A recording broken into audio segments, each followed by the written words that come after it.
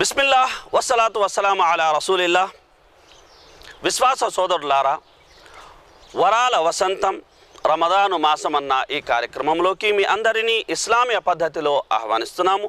అస్సలాము అలైకుం వరహ్మతుల్లాహి వబర్కాతు.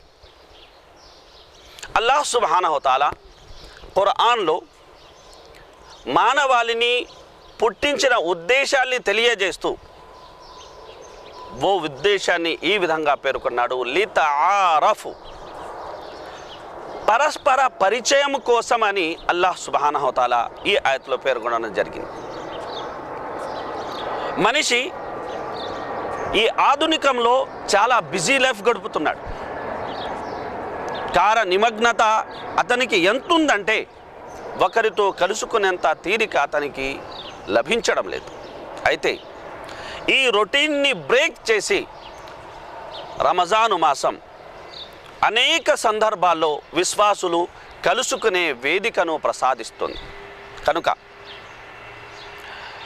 విశ్వాసి రమజాను మాసం శాంతం ఇఫ్తార్లో కలుసుకుంటాడు, 5 పూటల నమాజులో కలుసుకుంటాడు, తరావేహ్ నమాజుల్లో కలుసుకుంటాడు, అలాగే ధార్మిక సమావేశాల్లో సైతం అతను పరస్పరం కలుసుకుంటూ ఉంటాడు.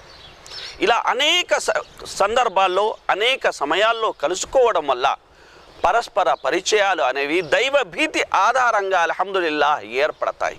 అలాగే అలా పరిచయాలు ఏర్పరుచుకున్న వారి కోసం అల్లాహ్ తన ప్రేమను రాసి పెట్టాడు అన్న యొక్క శుభవార్త కూడా వినిపించబడుతుంది. కనుక స్వయంగా ప్రవక్త సల్లల్లాహు అలైహి వసల్లం అల్లాహ్ మాటని విధంగా సెలవిచ్చాడు, వజబత్ ముహబ్బతి లిల్ ముతహాబ్బీన ఫిల్లా వల్ ముతజాలిసిన ఫియ్య.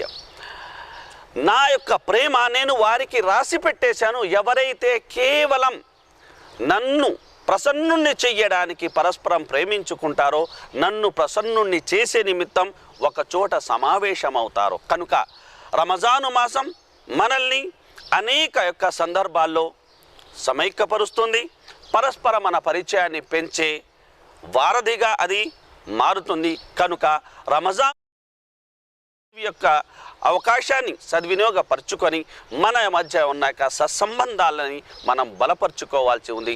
మరో మంచి మాటతో మళ్ళీ కలుద్దాం. వస్సలాము అలైకుం వరహ్మతుల్లాహి వబర్కాతుహు.